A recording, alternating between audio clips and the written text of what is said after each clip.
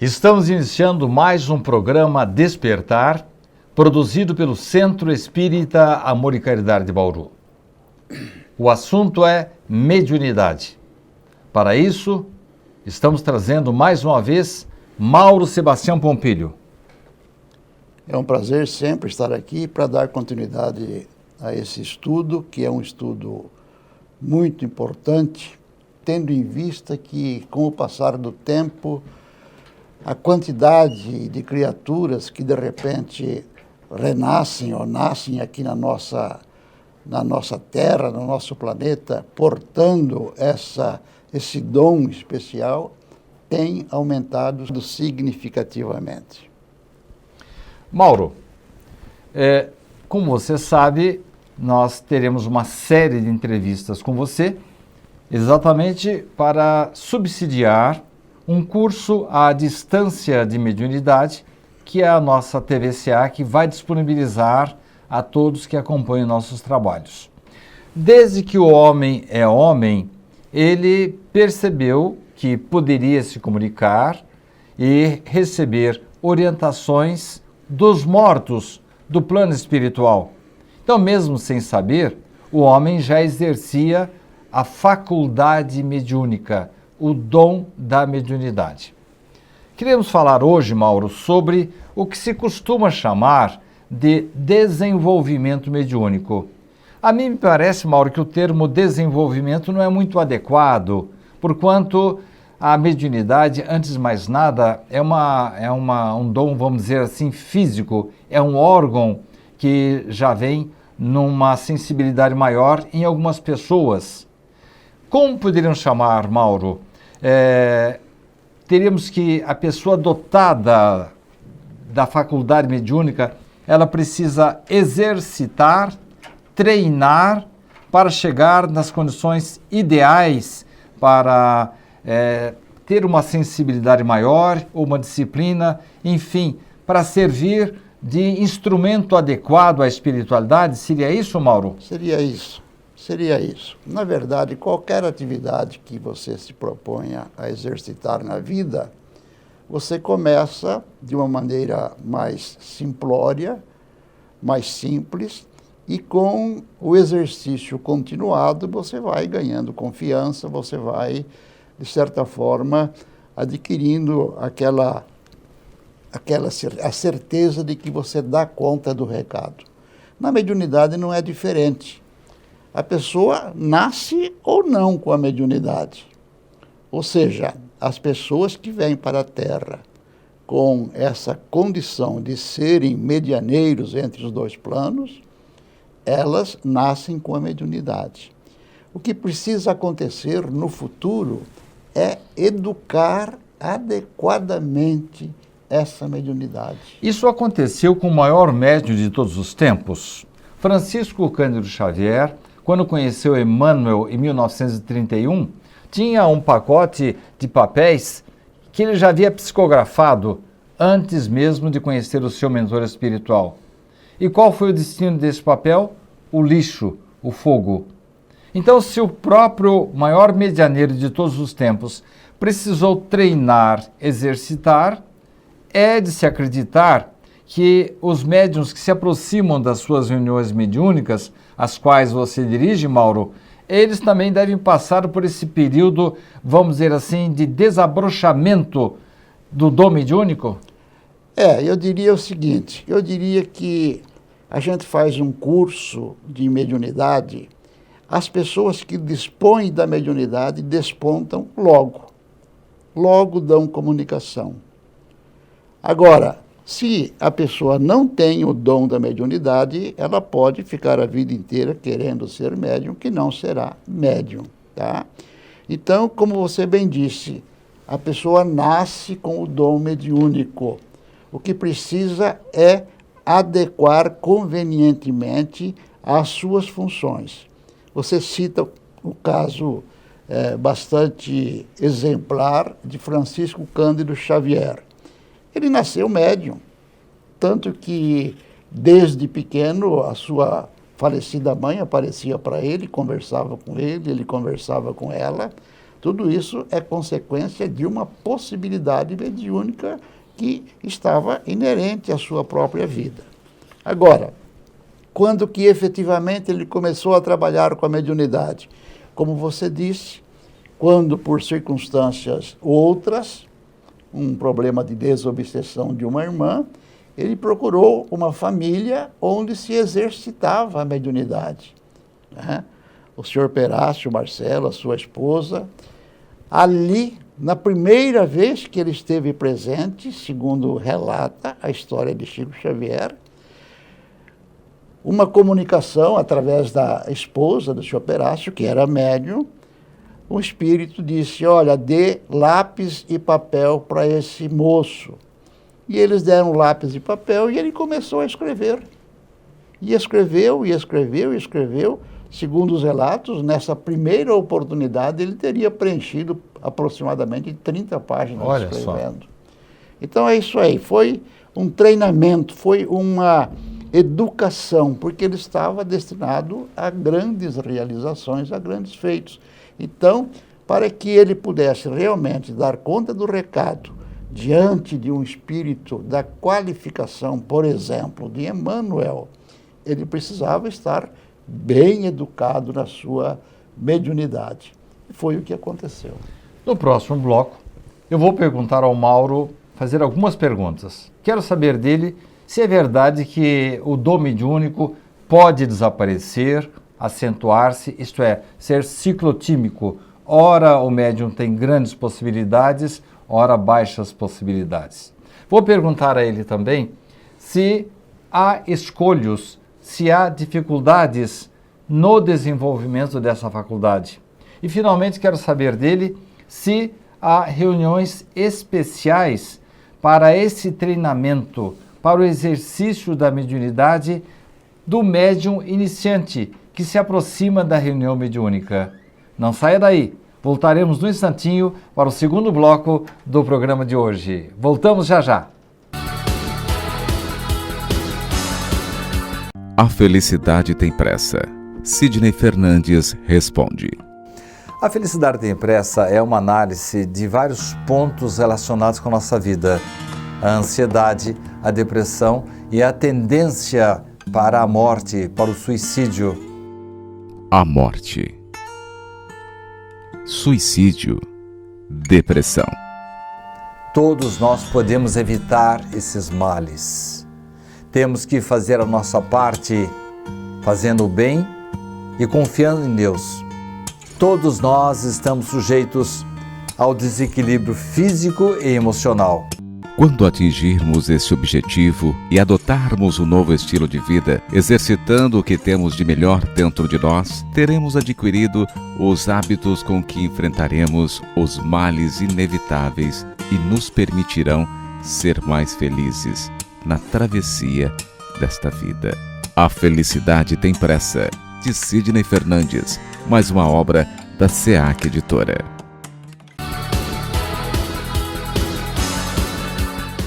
Estamos de volta para mais essa entrevista sobre mediunidade. Conosco, Mauro Sebastião Pompilho, que numa série de entrevistas que vão compor um curso à distância que você vai poder assistir aí no seu computador. Mauro, no bloco anterior eu encerrei dizendo que talvez precise-se de um ambiente assim adequado para a iniciação do médium, vamos dizer assim, novato. Você já falou que nos cursos teóricos de mediunidade costuma-se perceber um desabrochamento, aquele que é autêntico médium mesmo, o servidor, aquele que vai trabalhar como médium, ele logo demonstra essa sensibilidade. Para esse exercício, você costuma montar grupos à parte que antigamente eram chamados de sessões de desenvolvimento? Normalmente, nós até começo deste ano, até o final do ano passado, nós desenvolvíamos o curso chamado de COEM, Curso de Orientação Espírita e Mediúnica.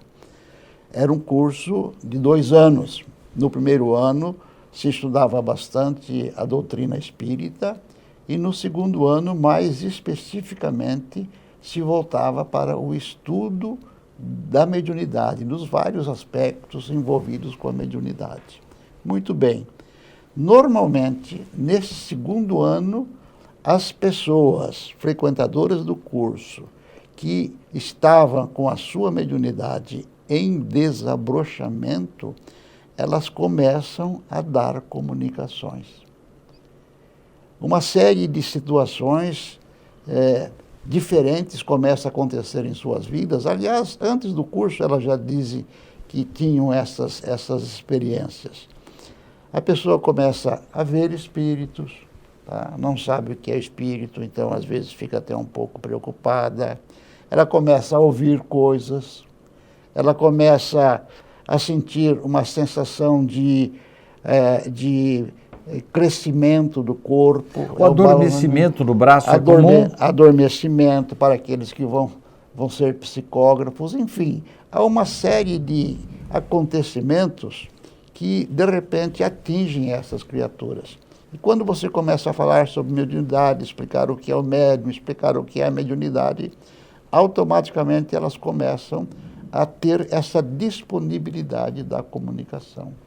Mauro, hoje, diga. Dá licença, fica à vontade. Eu vou dizer mais uma coisa. Pois não. Hoje, nós estamos preparando aqui no Centro Espírita Amor e Caridade um esquema de atendimento específico para essas criaturas, que no desenvolvimento dos cursos já apresentem condições de desenvolvimento da sua mediunidade. Já estamos preparando um esquema nesse sentido. Existe, assim, algum teste em que se possa avaliar a sensibilidade maior ou não desse candidato ao trabalho mediúnico?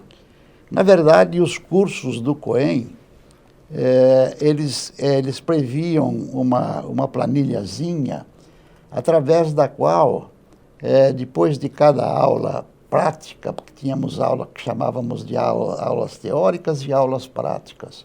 Depois de cada aula prática, ele fazia uma anotação nessa planilhazinha do que tinha acontecido com ele, o que ele tinha percebido, o que ele tinha sentido, enfim. E essas planilhas orientavam o instrutor para que efetivamente pudesse dar um acompanhamento mais, vamos dizer assim, mais especializado para aquelas criaturas que demonstravam essa sensibilidade mediúnica. E aqueles, Mauro, que chegam já em condições, às vezes, um pouco abruptas, sem muita disciplina, já querendo falar, escrever, e às vezes até com desdobramento espiritual, o afastamento do espírito, existe isso ou não? Existe. Porque a mediunidade, se a pessoa nasce com a mediunidade, ela está presente. De repente, essa pessoa não tem nenhum relacionamento com a doutrina espírita. Às vezes são irmãos de outras crenças, irmãos católicos, irmãos evangélicos, irmãos de outras crenças. Deve assustá-los, né? E o que é que acontece? Se perdem, porque não dispõem de informação, e acabam, com certeza, tendo que procurar um centro espírita, quando já estão num processo de envolvimento muito trabalhoso, muito difícil, normalmente num processo obsessivo. Olha só. Porque quando a pessoa tem a sensibilidade mediúnica, se ela não utiliza da sensibilidade para o bem, os nossos irmãos infelizes estão aí, à cata de quem possa, de alguma forma, servir para eles daquilo que eles chamam de instrumento, de cavalo, para eles se apoderarem dessa mediunidade e fazerem as suas estripulias. Essa terminologia cavalo é muito usada nos centros de Umbanda, Quimbanda e Candomblé, né? Exato. E eles usam também aqui. Também usam aqui? Nós não usamos. Os espíritos. Os espíritos usam. Porque os espíritos se comunicam em qualquer lugar. Exatamente. O negro ou o caboclo, eles podem se comunicar num centro espírita, ou num centro de umbanda, ou mesmo do candomblé. O errado é chamar o centro espírita de mesa branca, né? E hoje nem tem mais mesa, né, Mauro? Não. Aqui no Amor e Caridade nós nem temos mesas. Certo. Na verdade. E também é um pleonasmo falar em centro kardecista, né? Ou é espírita ou não é espírita, né? É verdade. Mauro, você citou uma coisa aí que chamou a minha atenção. Você disse que às vezes alguns médiuns já chegam, vamos dizer, com influências negativas. No início da mediunidade, o médium é presa fácil de processo obsessivo? Se ele não procurar um envolvimento com a doutrina espírita, se ele não for uma criatura que tenha uma preocupação de descobrir por que esteja acontecendo esses fenômenos com ele, ele acaba sendo, na verdade, utilizado pelos irmãos infelizes. Mauro, eu li no Que é o Espiritismo de Allan Kardec duas coisas. Uma delas, a de que a mediunidade pode, de uma hora para outra, o indivíduo perdê-la ou ficar com uma sensibilidade muito menor. E uma outra coisa é de que ela independe da moral do médium. O que você tem a dizer sobre essas duas coisas? Sim. Realmente o dom mediúnico é ciclotímico? Uma pessoa, de repente, um grande médium, de repente ele deixa de ser? Pode. Isso está escrito com todas as letras no livro dos médiuns, tá? Num capítulo que se chama Perda e Suspensão da Mediunidade. Por N razões, o mundo espiritual suspende a mediunidade da criatura. Se de repente a criatura entra num processo de doença física, eles não vão permitir que a pessoa doente tenha que se submeter à presença dos irmãos desencarnados. Então eles têm providências através das quais eles suspendem, ou seja, não permitem que aquela mediunidade seja utilizada. Casos de doenças e casos em que, de repente, eles percebam que a criatura está desvirtuando a sua mediunidade, se for uma criatura que, de repente, esteja merecendo um interesse especial da mediunidade, eles fazem uma espécie de cassação da mediunidade da criatura. Eu me lembro que Kardec estava respondendo a uma inquirição, se não me engano, do crítico no Que é o Espiritismo, e ele falou, olha, não é assim possível você conversar, chamar o espírito a hora que você quer. É o espírito que determina o momento que ele quer ou não se comunicar. E também, às vezes, o médium não dispõe dessa faculdade ativa no momento que ele bem entenda. Então, independente do plano espiritual, Mauro, às vezes o indivíduo, por N motivos, pode realmente deixar de ter aquela facilidade de contato com os espíritos? Ele poderá deixar de exercitar a sua mediunidade. Existe alguma pena para isso, Mauro? Olha, a informação doutrinária é que, se não for um motivo ponderoso, um motivo importante, porque a pessoa nasceu com essa missão, vamos dizer assim, com essa responsabilidade de utilizar a sua mediunidade para o bem, para ajudar, para ser útil.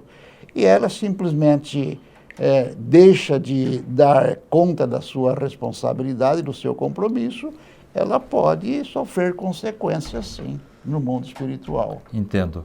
Pode. E com relação, Mauro, a esses escolhos, realmente o médium iniciante pode ficar sujeito a uma perturbação maior, o indivíduo, ela pode ser presa fácil de um processo obsessivo? É aquilo que eu disse, né? A pessoa que tem sensibilidade, se não se cuida, ela pode ser presa de espíritos infelizes, de irmãos voltados para o mal. Nós temos casos interessantíssimos ocorridos aqui nos nossos trabalhos, que a gente pode até utilizar um pouco mais de tempo para contar um caso recente. Então, recente. No próximo bloco, então, eu vou pedir que você narre esse caso e vamos falar mais de outros escolhos que talvez eu não saiba nem perguntar, que com a sua experiência ao longo dos anos foi adquirindo as dificuldades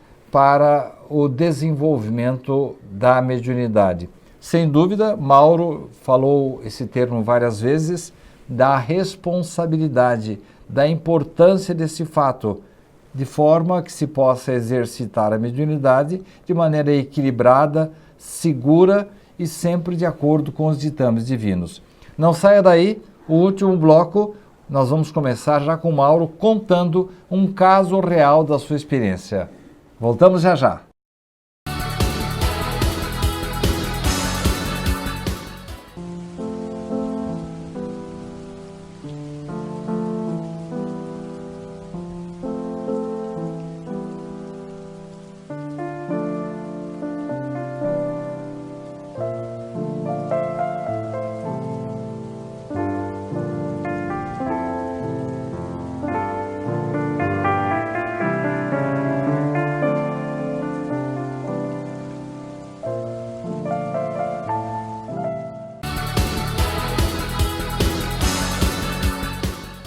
Último bloco do programa Despertar de hoje, em que nós estamos tratando de um assunto extraordinariamente importante: mediunidade, desenvolvimento mediúnico, faculdade para comunicar-se com os mortos. Mauro, no bloco anterior, nós deixamos de abordar um aspecto a que Allan Kardec, o codificador da doutrina espírita, tanto no livro O que é o Espiritismo, como também no livro dos médiuns, destaca com relação à moral do médium. E, infelizmente, nós tivemos um recente caso no Brasil em que o indivíduo era dotado de uma mediunidade operadora extraordinária, mas que deixou-se envolver por questões outras terra a terra. O fato de ele não ter uma moral ilibada não inibiu a sua grande mediunidade, não é isso, Mauro? Verdade. Kardec é muito claro a respeito. Ele diz que, na verdade, a mediunidade é uma condição orgânica. Tá? Significa o quê? Significa que a pessoa que vem do plano espiritual para o plano material, aqui para a Terra, ela vem com os pressupostos necessários do seu organismo, sobretudo do seu sistema neurológico, preparado para ser esse intermediário entre o mundo espiritual e o mundo físico. Agora, essa condição, ela a possui. Ela pode ser uma criatura de boa moral e pode ser uma criatura também que desvirtua a sua moral no decorrer dos tempos, levado às vezes pelas fantasias da ganância, pelas fantasias da vaidade, pelas ideias de mando, de poder, de repente toma o caminho imoral da vida, continua com a sua mediunidade, certamente a serviço de irmãos inferiores, irmãos infelizes, que tudo vão fazer para, através desse instrumento mediúnico, satisfazer os seus desejos, as suas necessidades. Há espírito de todas as possibilidades, de todas as maneiras, assim como há aqui na Terra criaturas com as mais diferentes vontades, desejos, interesses. Assim também há no mundo espiritual. A verdade é que a mediunidade em si é neutra. O que é importante é que a pessoa que disponha da mediunidade procure ter uma vida regrada, uma vida organizada, uma vida moralizada, para que ela seja, na verdade, instrumento de espíritos bons, espíritos dignos, espíritos que querem ajudar, espíritos trabalhadores, que eles estão também aí precisando da nossa participação nesse processo, que é um processo importantíssimo, na necessidade de se instruir, de se orientar e até de se tratar das doenças físicas, porque temos mediunidade também para essas necessidades. Na verdade, Allan Kardec diz que a única força que importa mesmo no momento de um eventual enfrentamento, de um diálogo entre nós e os espíritos inferiores, é a força moral. Exatamente, é a moral. Se você não estiver calçado, no próprio Livro dos Espíritos, há sim uma colocação de que quando o indivíduo quer cercar, quer obsidiar alguém, ele fica procurando a corrente que está falha na sua defesa. É verdade. O ponto que ele tem uma tendência para a sensualidade, para a desonestidade, para negócios materiais ou para fama ou coisa assim, é por ali que o espírito vai tentar se miscuir, Mauro? Exatamente. Veja bem, a gente lida com mediunidades de todos os tipos. A mediunidade desorganizada, não orientada, a mediunidade, de repente, decorrente de uma necessidade da criatura, ela se apresenta, às vezes, com situações difíceis, complicadas para a criatura, tá? Nós temos uma pessoa que participa na primeira parte dos nossos estudos. É esse caso que você ia contar para nós? É um deles. Sim. Na verdade, esse é um outro caso. Sim. É uma pessoa que sofre um processo obsessivo violento de tal forma que ela participa do meu estudo inicial, nós fazemos meia hora de estudo, depois nós aplicamos passes nas pessoas e as pessoas saem. Aí nós fazemos a reunião mediúnica, o mundo espiritual, nesse ínterim, já procurou separar os espíritos que precisam, que deveriam, que necessitam de ser assistidos. Mas essa pessoa não se contém. Já no estudo, às vezes eu estou fazendo estudo, ela gargalha, ela ri, coisas desse tipo. Então, como que essa pessoa nasceu com a mediunidade?